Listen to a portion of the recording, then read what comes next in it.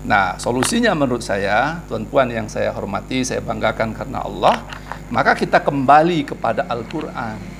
Jadi baca, faham, amal itu udah satu paket yang mesti ada dalam kehidupan kita sehari-hari. Nah, saya ingin tadabbur 3 surat pada pagi hari ini. Mudah-mudahan cukup waktunya ya. Ini sebetulnya saya sedang memberi motivasi pada diri saya nih, Cik, ya nih. Karena sama kita nasibnya nih dalam keadaan yang seperti sekarang ya. Pertama adalah coba lihat surat As-Saff ayat yang terakhir ya. Allah mengatakan a'udzubillahi minasyaitonirrajim, bismillahirrahmanirrahim. Ya ayyuhalladzina amanu kunu ansarallah. Nah, hai orang-orang yang beriman, jadilah kamu penolong agama Allah. Ini bukan main-main ayatnya ini. Ya. Artinya hidup ini adalah untuk menolong agama Allah. Orang boleh berkata, loh, kok Allah ditolong? Bukannya Allah Maha Kuasa? Itu salah. Menolong agama Allah itu hanya cara saja, hanya jalan saja untuk kita bisa total action. Untuk kita boleh bekerja, untuk kita boleh melompat, berlari, menciptakan prestasi. Ya. Tapi apa tujuannya? Adalah menolong agama Allah. Melalui apa kita tolong agama Allah? Melalui syarikat. Jadi sebetulnya syarikat, negara, warisan umat, perusahaan, atau apa saja yang menjadi profesi kita, itu adalah alat kita, tools kita untuk menolong agama Allah. Jadi jangan salah ya, bahwa syarikat untuk mencari uang, ya, prestasi berjuang untuk hanya mencari uang, ya, untuk mencari kenikmatan, ya, untuk pleasure.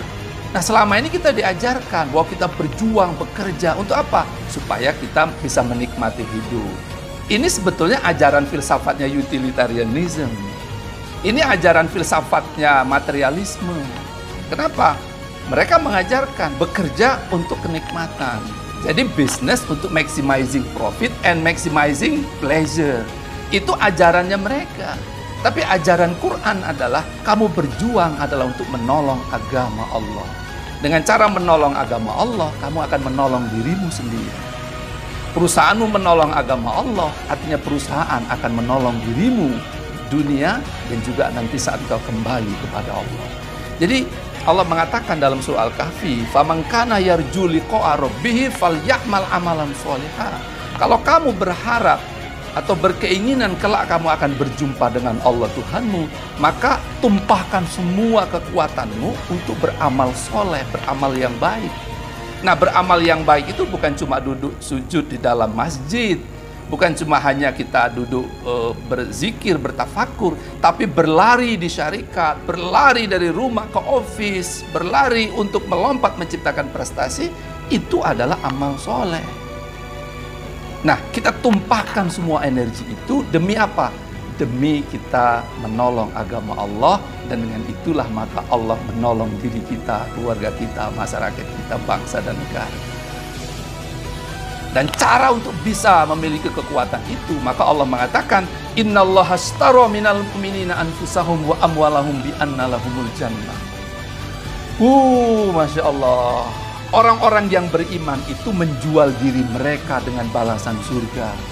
Jadi dia akan mengorbankan apa saja dengan ditukar impiannya mendapatkan raudatul jannah.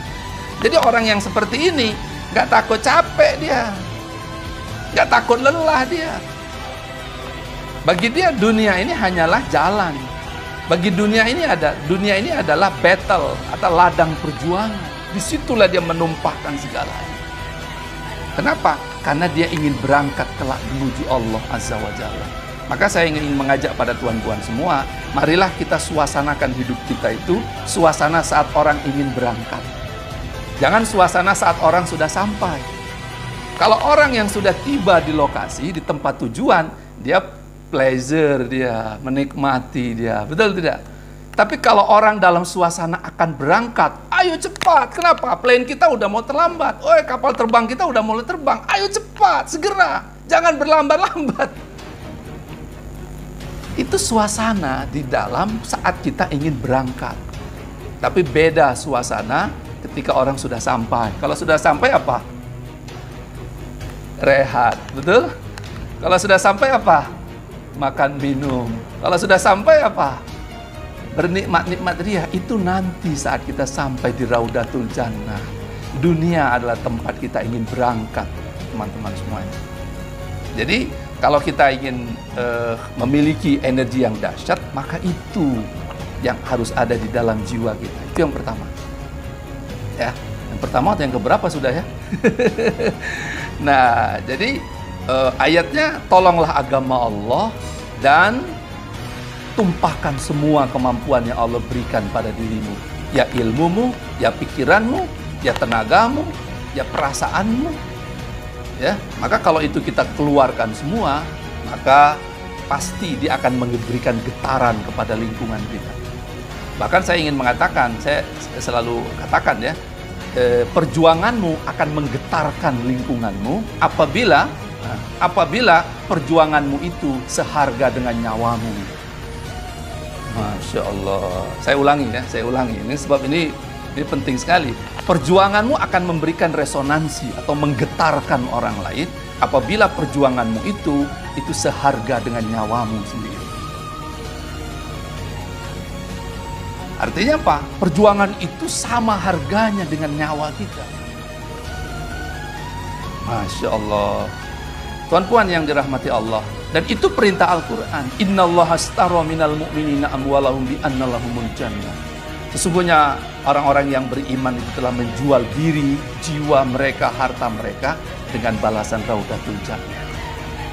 Nah, apabila seperti itu, maka insya Allah spring yang ada dalam jiwa kita ini akan kuat. Dia tidak akan patah dia dengan COVID. Dia tidak akan lemah dengan kesulitan ekonomi. Dia tidak akan patah dia dengan apapun kesulitan yang kita hadapi sekarang. Kenapa? Karena kita mengabdi pada Allah. Kita berjuang untuk Allah dan kita menggunakan ya energi Allah untuk kita terbang dan melompat. Kelak kita akan sampai kepada Raudatul Jannah. Hanya itu. Katakan, mana yang lebih indah dari hidup seperti itu, selain itu? Katakan. Apakah ada lagi? Ya, saya ingin mengatakan bahwa mana jalan hidup yang lebih punya energi, punya meaning, ya, punya antusiasme kecuali adalah mengabdi pada Allah. Saya sulit sekali menemukan itu, dan itu janji Allah Azza wa Jalla. Dan saya kira itulah ciri-ciri orang yang beriman. Jadi manajer kah kita, CEO kah kita, karyawan kah kita, ibu rumah tangga kah kita, pakai energi ini ya untuk kita menjalani sisa waktu yang ada itu. Sehingga saya ingin mengatakan, mari kita anggap bahwa sisa waktu kita ini adalah sebagai injury time. What is injury time? Injury time adalah waktu yang tersisa atau waktu tambahan. Coba kalau kita main sepak bola, tidak ada yang menang nih antara dua kesebelasan, betul? Maka kurang waktunya kan, tambah lagi waktunya. Waktu apa namanya? Injury time. Nah, dalam injury time, semua pemain akan all out. Habis-habisan, tak kenal lelah dia. Ayo cepat, tendang, sepak, terjang, lompat, lari. It is injury time. Waktu terbatas. Sebab apa? Kematian boleh datang esok lusa, teman-teman. Ya, kita sudah saksikan ya sahabat-sahabat kita yang tiba-tiba pulang pada Allah. Masya Allah. Oleh karena itu sisa waktu yang ada ini, baik kita yang di warisan ummah, baik kita yang di Karangkraf atau di mana saja, this is the time. Hey, jangan menunggu. Ya, tak ada lagi sekarang waktu untuk waktu untuk bersantai-santai. This is kita dalam medan juang sekarang. Nah, hadirin teman-teman, ayahanda datuk yang saya muliakan, saya hormati karena Allah, Cik Ahmad Yani. Nah, sekarang saya akan masuk kepada tema yang kedua. Bagaimana kita memelihara atau maintain semangat juang seperti ini? Maka tidak lain adalah kita kembali lagi kepada Al-Quran. Tadi surah Al-Baqarah yang dibaca ayat 1-5, sebetulnya itu kalau kita tadabbur lebih dalam lagi, maka itu isinya adalah mindset. Jadi kalau Puan Marhain mengatakan kita perlu minda pejuang.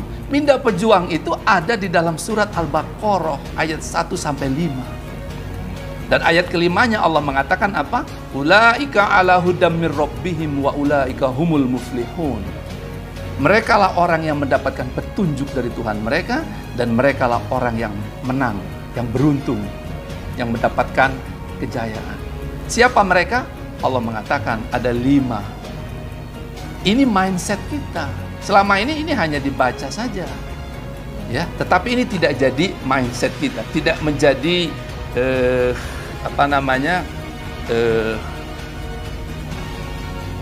ini sistem yang bekerja, operating system. Seharusnya inilah operating system di dalam pikiran kita. Pertama adalah Allah mengatakan yu'minuna bil ghaib. Kamu beriman pada Allah. Tapi iman pada level yang tinggi adalah mahabbah ilallah. Jadi sesungguhnya orang yang mencintai Allah di atas segalanya, maka dia akan punya energi yang dahsyat. Yang tidak punya ketakutan, tidak punya kekhawatiran. Tidak takut miskin dia. Tidak takut sakit dia. Tidak takut lelah dia. Kenapa? Cinta pada Allah lebih membahagiakan dirinya. Coba lihat. Ketika Ibrahim dibakar, dia mengatakan, aku lebih merasakan kedamaian dinginnya api di tengah kobaran api. Kata Yusuf, penjara lebih aku cintai daripada kemurkaan itu. Orang yang mencintai Allah di atas segalanya, dunia bukan penjara, tapi dunia adalah battle, medan juang. Yang kedua, Allah mengatakan apa? Wa yuqimunas shalah. Kamu mendirikan sholat. Tidak hanya ruku dan sujudnya sholat itu, tapi sholat adalah doa. Doa adalah dream, impian. Doa adalah harapan. Maka ketika kita sholat, ya, maka kita memperkuat dream kita, dream syarikat kita, dream diri kita, dream perjuangan kita. Dan itu kita perkuat dengan ucapan doa dan gerakan di dalam sholat. Jadi dengan kecintaan kepada Allah saja, itu sudah akan menimbulkan keikhlasan, keridhaan, energi.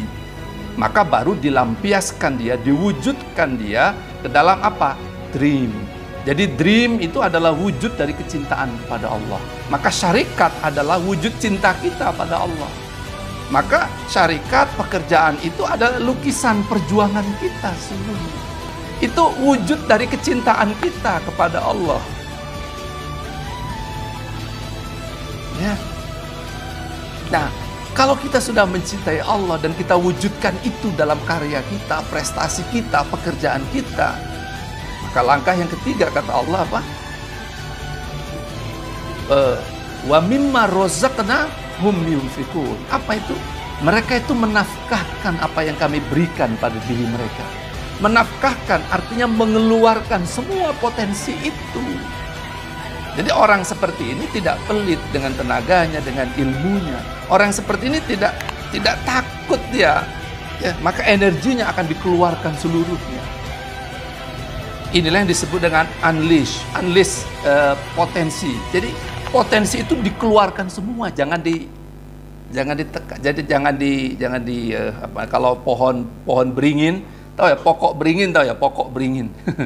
Pokok beringin itu kan tumbuh besar ya, kalau dia hidupnya di dalam tanah yang luas. Tapi ada juga pokok beringin yang hidupnya di atas meja, karena dia dibonsai.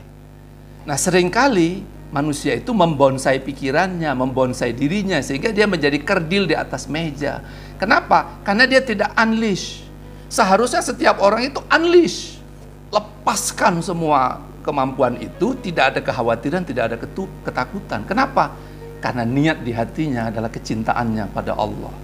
Diwujudkan dalam dreamnya. Ya, maka hari-hari penuh antusiasme. Nah, yang keempat Allah mengatakan apa? Walladzina yu'minuna bima unzila ilaika wa ma unzila min qablik. Mereka orang-orang yang beriman kepada Quran. Apa isi Quran?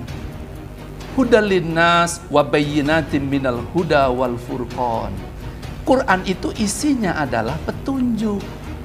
Petunjuk details, petunjuk itu dari Allah. Quran itu isinya adalah principles. Maka ambil prinsip-prinsipnya itu di dalam Quran. Dia membeda mana yang benar, mana yang salah, mana yang baik, mana yang buruk. Orang yang berpegang teguh kepada kebenaran Al-Quran, dia akan punya integriti dia. Dia tak akan terbeli dengan uang rasuah. Dia tidak akan terbeli dia dengan uang korupsi. No. Dia akan tak akan terbeli dengan hawa nafsu dunia. Kenapa? Karena dia punya integriti, dia hidup di atas jalan kebenaran dari Allah. Nah, orang seperti ini pun tidak mudah patah arang dia. Tidak mudah patah. Ya, kenapa? Dia tahu bahwa perjuangan itu adalah jalan yang berat, jalan yang mendaki dalam surah Al-Balad. Dia tahu bahwa perjuangan itu tidak ringan. Maka amanah perjuangan itu berat. Begitu beratnya Nabi saja berguncang dadanya menerima Al-Quran di Gua Hiro itu. Menangis Nabi itu, berat ini ya Allah, berat. Tidak mudah menerima amanah perjuangan. Oleh karena itu ia berpegang teguh kepada Allah, pada kebenaran Allah, kepada Al-Quran. Maka isi Al-Quran itu dengan dada kita dengan Al-Quran, pikiran kita dengan Quran. Masya Allah. Jadi Quran Hour yang digagas oleh warisan umat ikhlas ini, that's the solution. Ya, PMK sekalipun dia mesti meluangkan waktu untuk membaca Al-Quran setiap hari, setidaknya 1 jam satu hari. Baca, pahami, baca terjemahnya karena bukan orang Arab. Kalau orang Arab paham atau sudah pandai bahasa Arab, tak pala baca terjemahnya. Tapi baca, paham, dan ambil itu prinsipnya, message-nya, kemudian jalankan dalam hidup sehari-hari. So, Al-Quran itu akan kita elaborasi menjadi prinsip-prinsip di dalam ekonomi, di dalam politik, di dalam manajemen, dalam pengurusan, dalam organisasi, dan semuanya. Sehingga hidup kita adalah hidup dalam nuansa Al-Quran. Yang kelima, Allah mengatakan, wabil akhirati hum yuqinun, dan kepada negeri akhirat mereka beriman. Masya Allah, ini bukan sekedar kita beriman kepada surga dan neraka. Ini adalah total performance. Saya ingin mengatakan tidak hanya total action. Total action is not enough. Total performance. Bahwa kita harus punya achievement dalam hidup. Ya, tidak cukup hanya kerja keras, tapi kerja yang membawa hasil. Delivery result itu mesti jelas ukurannya berapa. Oleh karena itu dalam beragama Allah mengatakan, kamu jangan cuma berjuang saja, tapi meraihlah surga. Itu adalah apa? Matlamat. Itu adalah performance. Performance yang paling jelek adalah neraka jahanam. Dan performance yang terbaik adalah Raudatul Jannah. So di muka bumi ini, ukur performance kita. Ya, di company kita, di syarikat kita, dalam kehidupan keluarga kita, pribadi kita. Harus jelas. Inilah total performance kita. Maka genaplah sudah 5 mindset minda seorang pejuang di dalam kehidupannya. Apakah dia seorang manajer, seorang karyawan di syarikat, atau seorang pegawai di government dan sebagainya. Ya. Nah, kalau sudah mindset itu hidup dalam pikiran kita, dalam jiwa kita, dalam keseharian kita sehari-hari, ini tentu saja perlu dielaborasikan lebih luas lagi, perlu ditadabbur. Dan Al-Quran, ya, Al-Quran itu menjelaskan semua yang 5 ini. Itu mengapa yang 5 ini ada di awal Al-Quran. Coba lihat, kenapa penjelasan tentang takwa atau rukun takwa yang 5 itu, kenapa di depan Al-Quran? Ya, karena seluruh ayat yang lainnya, yang 6.236 ayat itu adalah details dari yang 5 tadi. Maka ambillah yang 5, jadikan itu mindset di dalam pikiran kita, di dalam jiwa kita, maka itu akan membentuk yang namanya our personality. Jadi kepribadian kita dibentuk oleh rukun takwa itu. Nah, kalau kepribadian kita dibentuk oleh rukun takwa, maka perilaku kita, habit kita, kebudayaan kita akan mengikuti dari rukun takwa. Pada akhirnya, masyarakat, bangsa, dan negara akan menjadi insan-insan yang bertakwa. Nah, kalau semua sudah menggunakan mindset itu, lalu di mana medan juang kita? Nah, kan kita perlu kendaraan nih. Di mana medan juang kita, di mana? Ya, apa medan perjuangan kita? Maka inilah tadabbur surat yang ketiga, yaitu surat Al-Balad yang tadi dibaca. Surat Al-Balad adalah battle of life. Itu adalah medan perjuangan kita. Apa itu? Nah, saya memahami